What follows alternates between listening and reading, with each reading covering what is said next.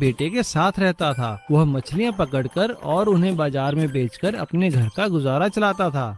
उसका बेटा चिंटू बहुत ही पेटू था। अधिक खाने की वजह से उसका पेट बाहर निकल आया था और उसे सब बच्चे पेटू पेटू कहकर चिढ़ाते थे। पेटू पेटू, देखो देखो पेटू आ रहा है। जब वह बड़ा हो गया तो एक दिन उसके पिता ने उससे कहा, अरे चिंटू बेटा, अब तुम बड़े हो गए हो, मेरे साथ चलकर मछलियाँ पकड़नी सीख लो। हाँ हाँ पिताजी, सीख लूंगा, ऐसी भी क्या जल्दी है। ऐसा कहकर वह उनकी बात टाल दिया करता था। एक दिन कन्हैयालाल बीमार हो गया तो चिंटू की माँ ने उससे कहा, बेटा चिंटू, तुम्हारे पिताजी मछली पकड़ने नहीं जा सकते बेटा। अब तुम्हें ही जाकर मछलियाँ पकड़नी होगी।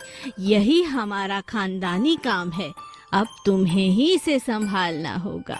ठीक है माँ, मैं जाता हूँ। चिंटू जाल और टोकरी लेकर मछली पकड़ने चला जाता है, लेकिन वह नदी तक जाते जाते ही थक जाता है और 2-4 मछलियाँ पकड़कर ही वापस आ जाता है। अरे चिंटू, इनसे तो सिर्फ हमारा पेट ही भरेगा बेटा। बाजार में क्या बेचोगे? कई दिनों तक ऐसे ही चलता रहता है।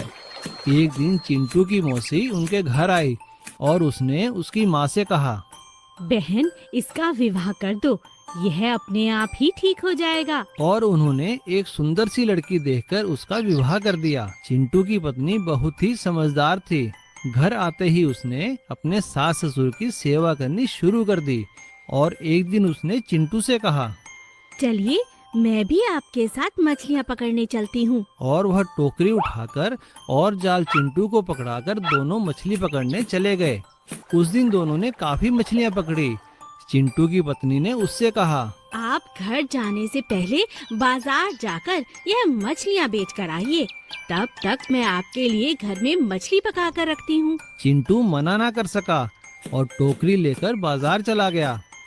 मछलियाँ ले लो, मछलियाँ, ताजी ताजी मछलियाँ। क्योंकि चिंटू की पकड़ी मछलियाँ ताजी थी, इसलिए ताज़ा होने की वजह से उसकी सारी मछलियाँ जल्दी ही बिक गई और उसे अच्छे पैसे भी मिले। उसने घर आकर वह पैसे अपने माता पिता को दिए। सभी लोग खुश हो गए। अब रोज ऐसे ही चलता रहा। अधिक मेहनत करने से अब उसका पेट भी अंदर हो गया। अरे वाह चिंटू, तुम तो बड़े अच्छे और स्वस्थ लग रहे हो।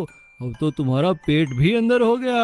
हाँ चाचा, यह सब तो मेहनत का कमाल है। चिंटू के माता पिता ने चिंटू की पत्नी का धन्यवाद किया। अब वह लोग खुशी खुशी रहने लगे। सीख, मेहनत से ही सब कुछ संभव है।